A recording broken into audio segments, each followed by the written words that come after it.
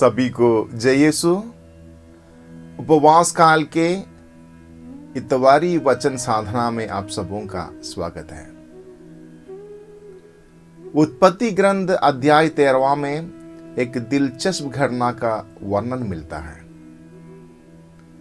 वर्षों पहले ईश्वर ने इब्राहिम से कहा था, अपना देश, अपना कुटुंब और अपने पिता का घर छोड़ दो और उस देश जाओ जिसे मैं तुम्हें दिखाऊंगा। इसलिए इब्राहिम हारान छोड़कर एक अंधा प्रेरणा से कानान की ओर रवाना हुए। उसका भतीजा लोत भी उसके साथ चला। कानान में दोनों की संपत्ति की वृद्धि हुई। संपत्ति झगड़े का कारण बन गई। दोनों के नौकरों के बीच झगड़ा शुरू हुआ। इब्राहिम अनुभवी और समझदार व्यक्ति था। उसने लोत से कहा, नौकरों का झगड़ा हम दोनों तक ना बढ़े, इसलिए हम दोनों थोड़ा दूर रहें। सारा प्रदेश तुम्हारे सामने है। यदि तुम बाएं जाओगे तो मैं दाहिने जाऊंगा, और यदि तुम दाहिने जाओगे तो मैं बाएं जाऊंगा।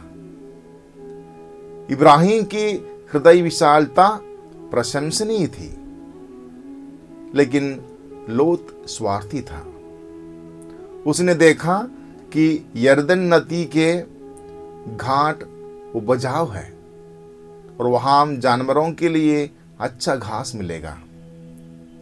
इसलिए उसने यरदन नदी की समस्त घाटी चुनी और घाटी के नगरों के बीच बस गया। इब्राहिम कानान की भूमि में ही रह गया। बाद में हम देखते हैं कि लोत की सारी संपत्ति खाक होगी।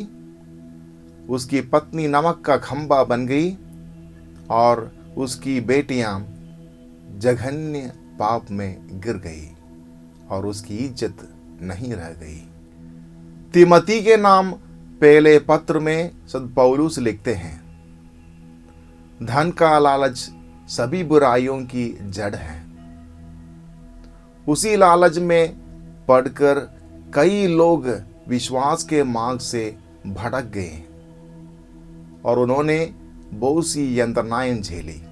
चोरी, डकैती, रिश्वतखोरी और बेईमानी से कमाया धन टिकाऊ नहीं है।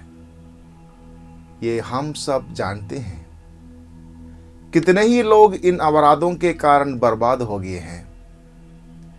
गलत तरीके से संपत्ति बढ़ाकर लोग कुछ दिन ऐश आराम करते हैं, लेकिन कुछ दिन बाद जेल की हवा खाने लगते हैं या मारपीट में मिट जाते हैं। इसलिए प्रवक्ता ग्रंथकार लिखता है, जिसे सोने का मोह होता है वह धार्मिक नहीं रह पाता, और जो लाभ के पीछे पड़ता वह पथभ्रष्ट हो जाएगा। सोने के कारण अनेकों का पतन हो गया और उनका अचानक विनाश हुआ है। जो सोने के लालची हैं वह उसके लिए फंदा बनता है। बहुत से मूर्ख उसमें फंस जाते हैं।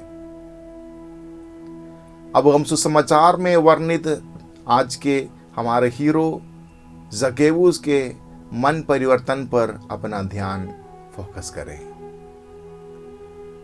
जकेऊस नाकेदार का नेता था, धनी था। अन्य नाकेदारों की तरह वह ग्राहकों से पैसा लूट लेने में कोई बुराई नहीं देखता था। लेकिन जब यीशु रूपी ज्योति उसके हृदय में प्रवेश हुआ तो उस ज्योति में उसने अपनी दुर्दशा देखी और समझी। वह सकपकाया, घबराया और उसने स्वयं को सुधारने का दृढ़ निश्चय किया। अब तक वह अपने लिए, अपने लोगों के लिए ही जी रहा था। अब से वह ईश्वर के लिए और ईश्वर की संतानों के लिए जिएगा।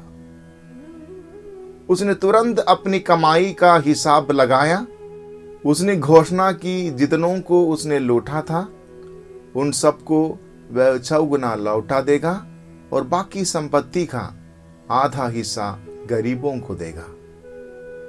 यह है असली मन परिवर्तन। यहूदी नेता यीशु के खिलाफ बुनबुनाते थे कि यह एक पापी के यहां ठहरने गए, लेकिन पापी को धर्मी बनाने की कला उन्हें मालूम नहीं था। यीशु ने साफ कहा कि जो खो गया था, मानव पुत्र उसी को खोजने और बचाने आया है। ख्रिस्ती जीवन की सही रूपरेखा हम यहां देख सकते हैं। मनुष्य पाप की ओर झुका हुआ है। वह पाप में गिर जाने की स्थिति में है, लेकिन ईश्वर सदा उसको बचाने के लिए दौड़ आता है। ईश्वर कभी पश्चातापी पापी को ठुकराता नहीं। सही पश्चाताप मन में प्रारंभ होकर कर्मों में विकास पाता है। यह कोई आसान काम नहीं है। पाप से पुण्य की ओर बढ़ने वाली इस यात्रा में कभी कभी मनुष्य को कठोर निर्णय लेना पड़ता है। जकेउस ने यही किया।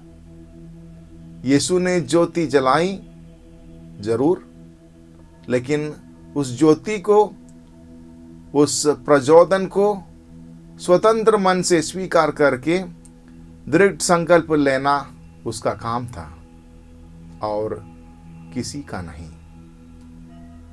जकेउस उस परीक्षा में विजयी हुए। इसलिए यीशु ने कहा, आज इस घर में मुक्ति का आगमन हुआ है, क्योंकि यह भी इब्राहिम का बेटा है। हाँ, पापी जकेउस मन परिवर्तित होकर इब्राहिम का पुत्र यानी स्वर्गराज के योग्य बन गए। हम अपने मन की जांच करके देखें, हमारा पश्चाताप किस प्रकार का है। धन्यवाद।